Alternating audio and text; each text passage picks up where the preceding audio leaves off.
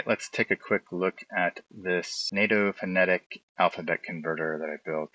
So this is the JavaScript. You want to look through it there. This is the Bookmarklet. Same thing, it's just converted into a single line. And from there, you can create a bookmark or add an existing one, paste it into the URL, name it whatever you like, click save. And then from there, you can go to whatever site you're on, or really on any site you are on, this will run. And then when you click the bookmarklet, it will automatically try to find the stock number.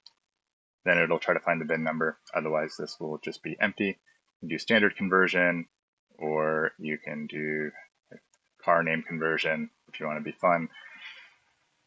And when you hover over it, it will highlight the last of the VIN number because that's oftentimes the stock number, although not always. Should work on any kind of dealer site, although I haven't tested it on many. It works on Auto Trader too. But if you don't have the stock number coming up automatically, you can just paste in the one that you have on hand right here, click convert, whichever one you want.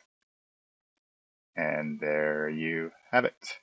Pretty straightforward, easy to use, and easy to change if you like. If you go over here, you can kind of change the way things work. If you don't particularly like the list I have here, so here you can see I've got Ford, Chevrolet, Toyota, Mercedes, Nissan, Honda. So if you're on a dealer page and it matches that it's one of those car manufacturers, it will start by trying to convert them with these. Then it will move to kind of the manufacturer names, and then it'll go down to just the NATO alphabet here that we have listed as a last default. And yeah, if you want to change it, here's where you can do it by just changing these. All right, that is it.